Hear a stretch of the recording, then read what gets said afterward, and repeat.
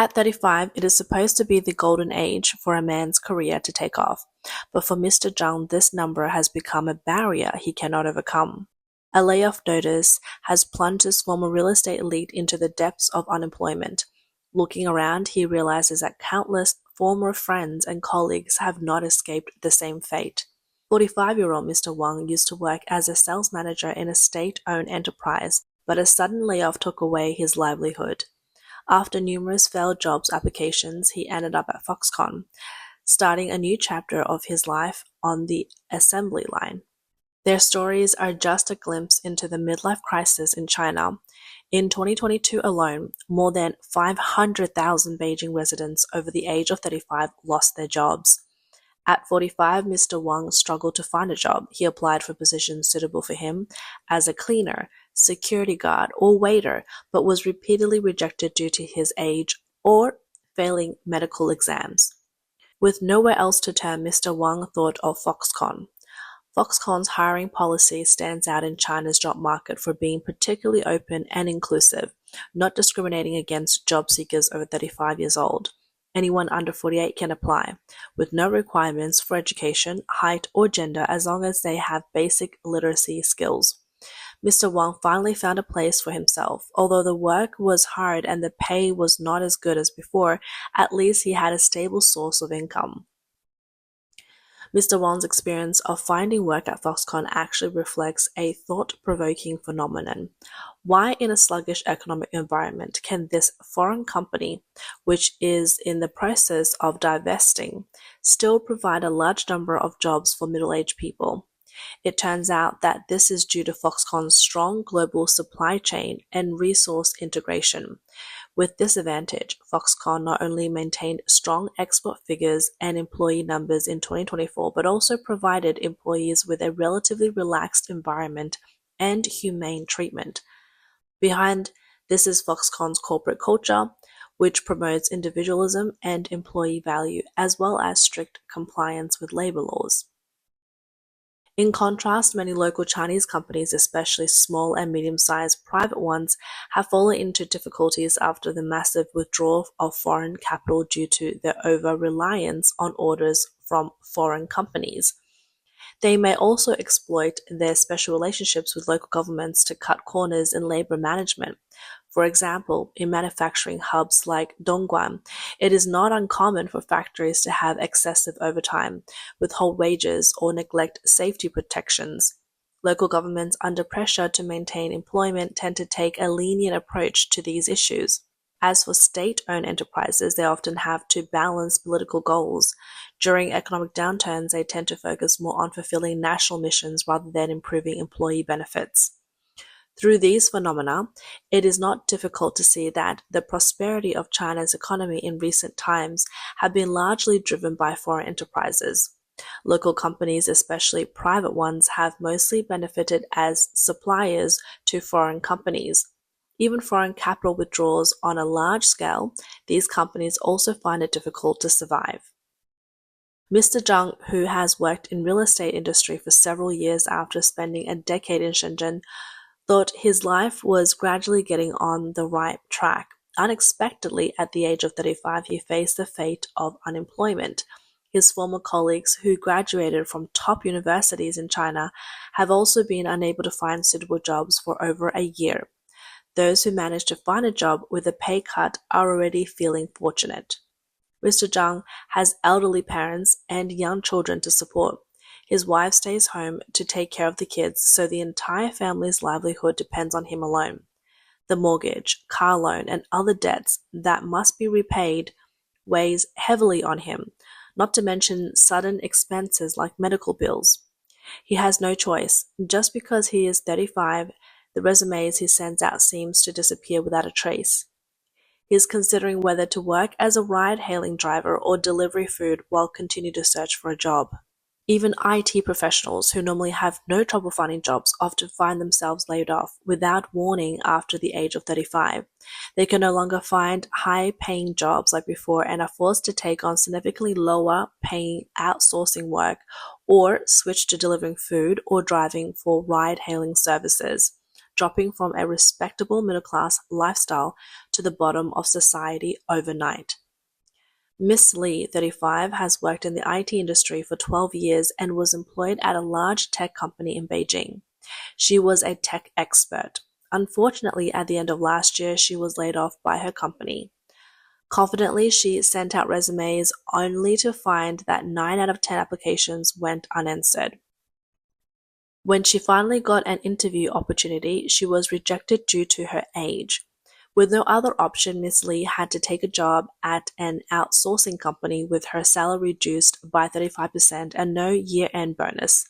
Even so, the interview process at the outsourcing company was no less rigorous, requiring a written test and multiple rounds of interviews with fierce competition. After joining the outsourcing company, Miss Lee found herself working overtime every day, never leaving the office before 9:30 at night. The workload was intense, the tasks were heavy, handovers were unclear, the system was complex, and the noisy office environment alone, with a lack of communication among colleagues, left her physically and mentally exhausted every day. The long-term high-pressure work took a significant toll on her, both her body and mind. When she returned home from work, her daughter was already asleep, and the mother and daughter rarely spent time together. Weekends, which should have been for rest, were instead spent working overtime to fix bugs, leaving her with no time to catch her breath. Ms. Lee's experience is far from uncommon. Statistics show that China has over 420 million people aged 35 and above, and a large portion of them face a midlife unemployment crisis. In Beijing alone, over 500,000 people aged 35 and older fell into unemployment in 2022, and the reemployment situation remains grim. In 2022, the unemployment rate among the 35 to 50 age group in China reached 15%, 2.5 times the national average. After losing their jobs, the average reemployment period for this group extended to 8 to 10 months, far longer than for the other age groups. Once they do find new jobs, their salaries typically drop by 30 to 40%, with some even facing cuts by half. Compared to younger candidates, they struggle to compete in areas such as learning ability, innovation, and work efficiency. Many companies both openly and subtly set a 35-year-old threshold, further narrowing the prospects for this age group. An HR manager from an internet company bluntly stated that in the current job market, unless individuals over 35 are exceptionally talented, they are unlikely to find employment. As the generation born after 2000 gradually enters the workforce, the job space for middle-aged people will be further squeezed. Facing this harsh reality, many unemployed individuals over 35 are forced to switch industries or positions, taking up jobs as food delivery workers, couriers, or ride-hailing drivers.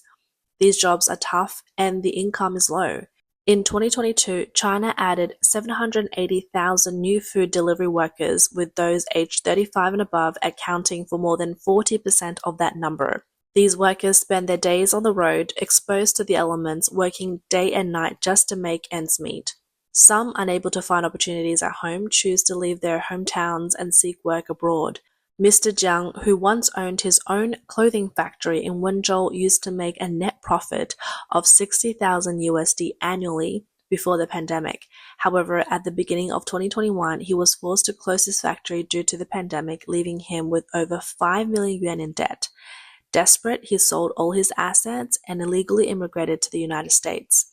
In a foreign land, Mr. Jiang now works alone, working in a Chinese restaurant during the day and driving for Uber at night to make extra money.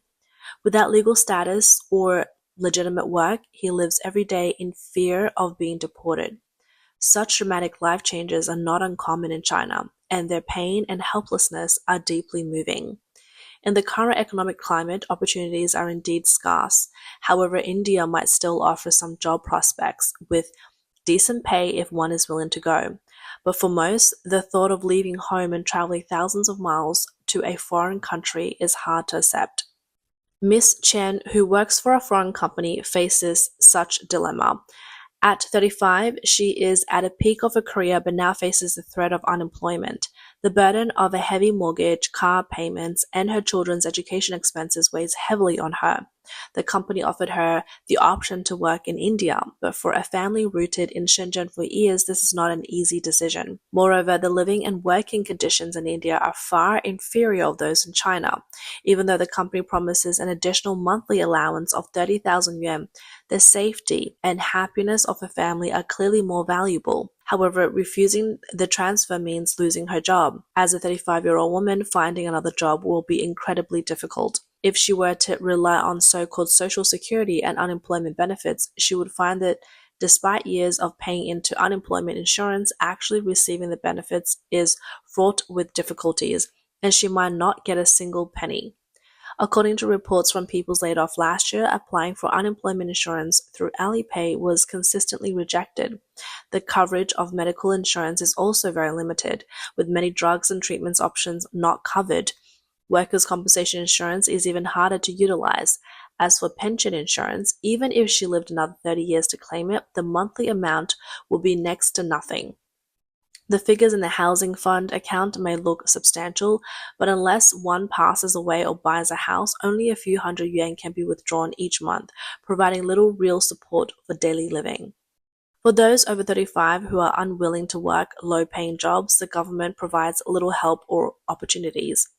A person once attended the funerals of several colleagues who had died in their early 40s, and while standing in front of the crematorium couldn't help but reflect on this grim reality. Why is it that employees over 35 who are typically more stable are not being hired and are often the ones being laid off? This situation reflects such structural issues within China's workplace environment. First and foremost, protecting employees' rights is a fundamental requirement in a modern society. Take Germany as an example. The law grants employees extensive rights, and workers over the age of 35 are seen as being in the prime of their careers, with rich experience and more skills. They are capable of creating the most value for a company. In Germany, after 2 years of employment, a labor contract automatically converts into a permanent contract, and the company cannot unilaterally terminate it. If someone becomes unemployed, they can receive unemployment benefits for up to 12 months, during which the government provides job training and job replacement assistance. Age, gender, childbirth, and marital status are considered private matters, and companies are not allowed to inquire about them. Job applicants do not need to include this information in their resumes either. Employers focus solely on the candidate's work abilities. If a company violates any rules, it faces significant penalties.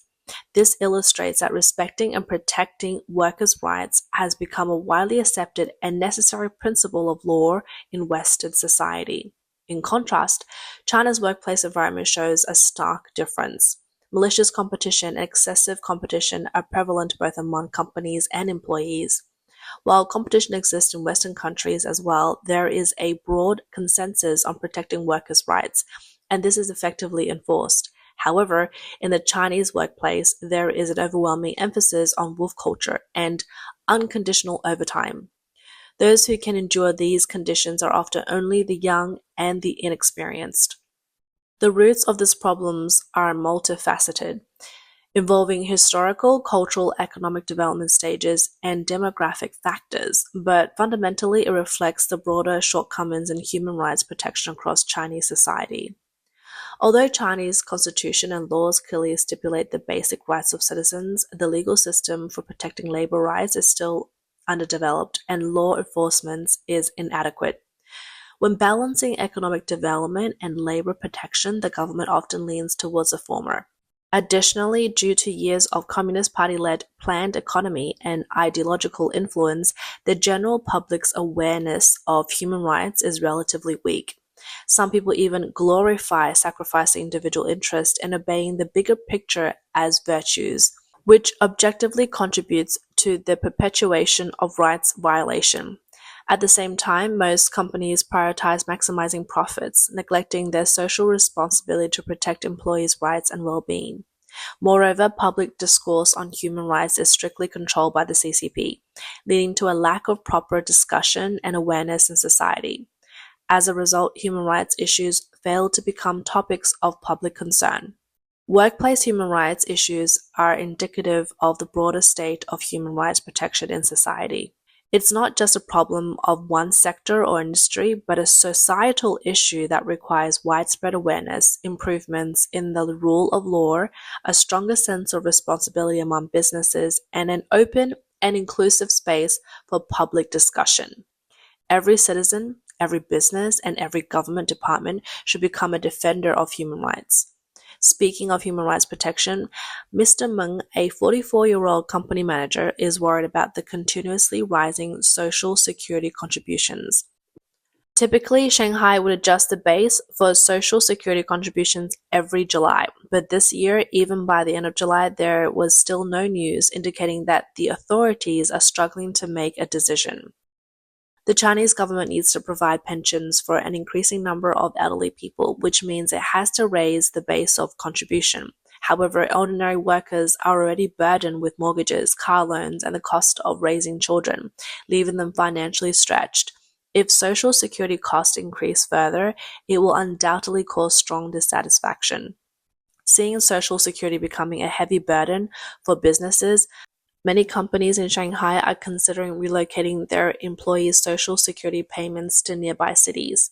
Mr. Mun's company is also planning to do so. The government initially wanted to collect more money, but instead it might end up with nothing at all. For both employees and companies, not paying Social Security locally also comes with losses. Mr. Mun suggests if there is not enough money, can't we reduce the excessively high pensions for some people? In China, Social Security benefits are highly stratified based on social status. Statistics shows that in 2022, an average pension for retired government officials was 83,000 yuan per year, while ordinary company workers receive only 30,000 yuan per year. In rural areas, the elderly receive merely 200 yuan per month. The pensions benefits for 21 million retired officials far exceed those of 114 million urban retirees and 165 million rural elderlies. Moreover, China's Social Security fund deficit is becoming increasingly difficult to fill. In 2022, the total revenue of the Social Security fund was 10 trillion yuan, but only 7.5 trillion yuan came from actual contributions by citizens, while fiscal subsidies accounted for 2.3 trillion yuan, or 22% of the total revenue, most of which went to retired officials.